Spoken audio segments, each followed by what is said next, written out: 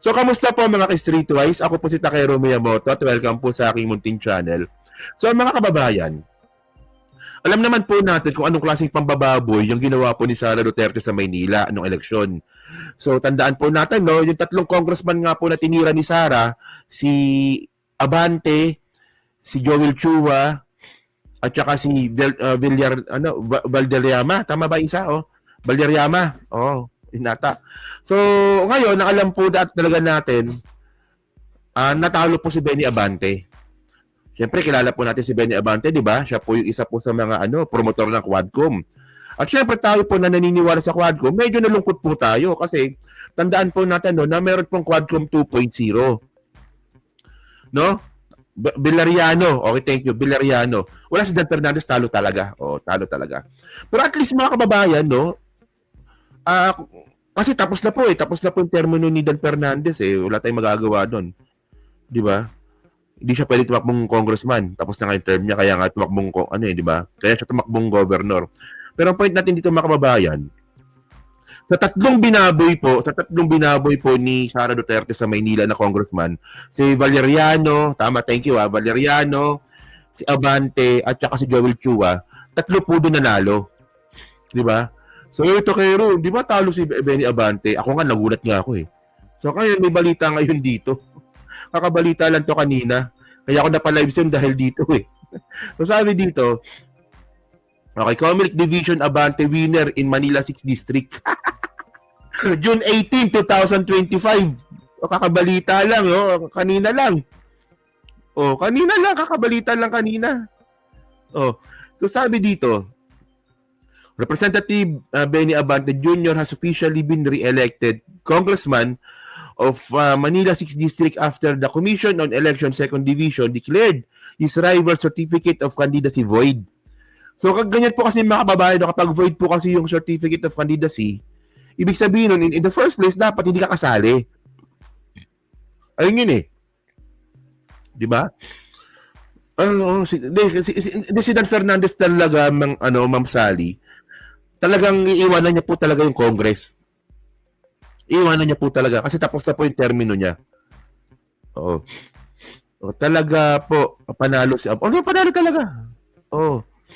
So, sabi dito, okay. Comelec on Wednesday announced that Abante rival Luis Joey Chua has been declared non-candidate as his COC was voided. So, voided po, no? In the first place pala, dapat hindi siya kasali sa eleksyon. This paved the way for Abante, who has been in position since 2019, to be declared the duly elected member of House of Representatives, 6th District of the City of Manila. The decision can still be appealed. So ngayon, ang point dito mga kababayan, alam nyo, no? Pwede pa rin itong i-apila. Oo naman, okay lang yon. Pero habang ina-apila po itong mga kababayan, si Benny Abante pa rin po, yung congressman ng Maynila, 6th District. Di ba? So ngayon, alam nyo kung ano maganda kasi dito. Actually, halos kompleto pa rin po yung Quadcom kung doon nakakamali. Si Barbers wala na rin, di ba? So kompleto pa rin sila ha. Si Akop, sino ba? Hindi, apat lang kasi yan, di ba? Si Akop, si Abante, at least nandyan na rin.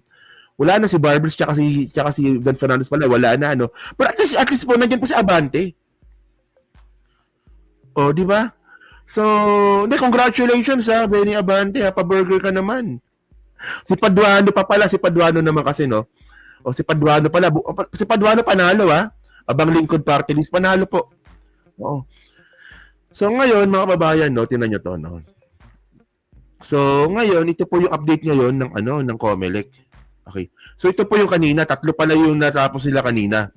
So, yung Duterte Party List, si Joel Chua, Joey Chua Uy, at saka si Darwin Bisia. So, ano rin pala to, order suspension of proclamation is lifted. Okay. Si Darwin Chua siya yung yung consular ng Manila. So, ngayon ito June 18 kanina lang to, no? Gabi. Abante Paduano is still there. Si Akop nandun pa. 'Di ba? Nandun pa si Akop. Si Barbers tapos na yung term. Si Dan Fernandez tapos na rin po yung term. So may papalit naman diyan. Posibleng si Joel Chua. 'Di ba? Posibleng siya. Posible si Rog. 'Di ba? Si Rog Gutierrez. 'Di ba? Posible sila. 'Di ba? So sabi dito, no? Okay. So yung Duterte Youth Party List, wala na talaga. Petition for registration as sectoral organization under the party system of representation is cancelled. So wala na po talaga. No? Alam nyo kasi, no, gago rin itong si Cardena eh. Si Cardema eh. Ang yabang-yabang kasi. Di ba? At tinakot-takot yung NBI eh. Nasabi ni Duterte Youth Party List, pag kami, nakabalik kami sa Kongreso, babalikan namin yung NBI. Yun naman pala, hindi naman pala kayo totoong party list ng kabataan. Party list pala kayo ng kulto. Di ba?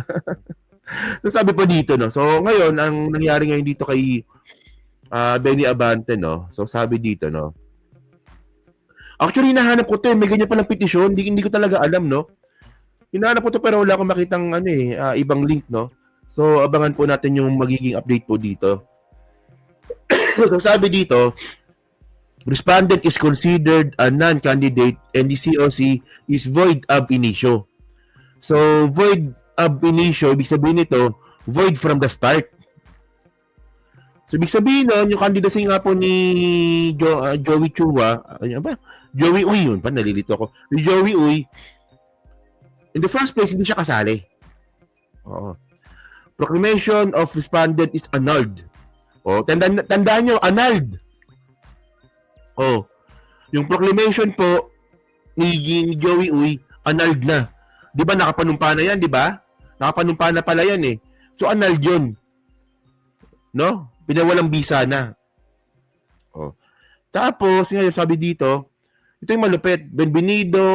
Benny Mirando Abante Jr. declared as the duly elected member of House of Representatives 6th District of the City of Manila. So, iyak na naman dito mga DDS, mga kababayan. Isipin nyo kung sino yung mga binastos-bastos po ni Sara Duterte nung eleksyon sa Maynila, no, lahat po panalo. Lahat po na inendorso ni Sara sa Maynila na congressman talo. 'Di ba? Sino papalit na party list? Walang papalit na party list. Walang papalit na party list. Tinanggal lang talaga sila. Kasi po yung party list po kasi meron yung certain percentage para makapasok ka. Yun. So, tinanggal lang sila. Walang kapalit. Di ba? Di ba, inaantok na ba ako? So, ngayon mga kababayan, no, tininanan ko nga po yung record nung dalawa. So, pala, dikit pala yung laban nila. 1,400 lang pala yung lamang, no? 1,300 lang pala yung lamang. Dikit na dikit lang pala. Dikit na dikit lang pala yung laban nila, no?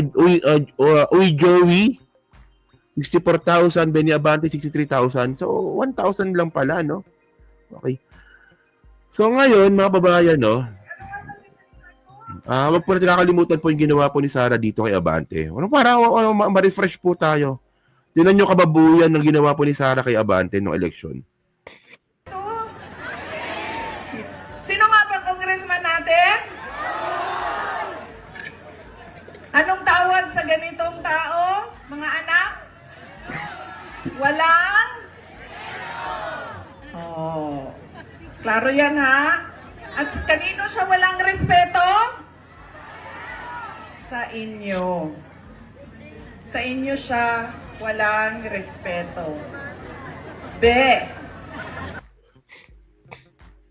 Kung mapagsalita ng walang respeto, kala mo napakagalang ni Sara, no? Di ba?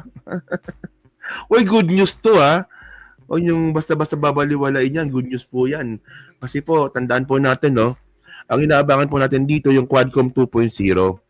Di ba natapos na nga po yung Quadcom nung nakaraan? Tinapos na nila, ilang hearing yun? 16 o 15? 15 ata, no? 15, no? Tama ba 15? Oh. So, takero, June 30 pa upo si Abante. Hindi, kasi congressman siya ngayon eh. Di ba? Ngayon, congressman siya ngayon ng Maynila. So, siya pa rin hanggang ngayon. Natapos yung term ni Abante, June 30. Congressman siya ngayon. So, sa June 30, siya pa rin.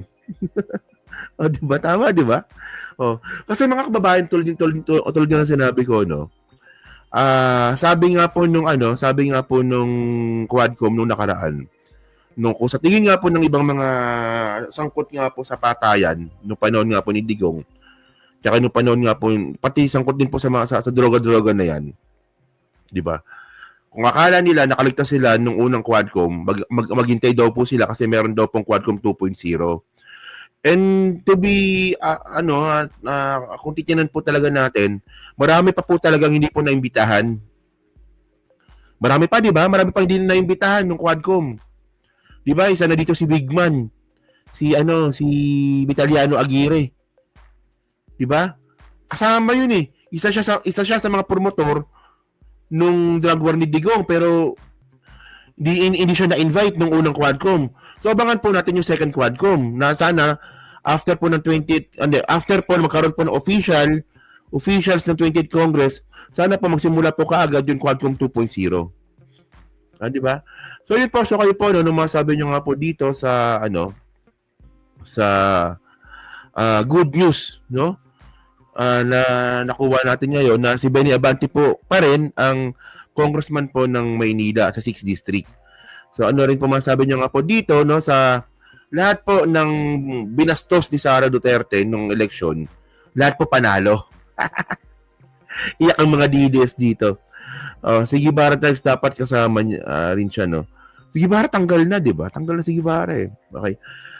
So, sa comment lang po sa baba, binabasa ko po lahat yan. At syempre, yan po yung replay. Pa-like, pa-subscribe. Hindi makalabisan, pa-share po din po ng video po na to. No? Okay. So, next topic tayo, no?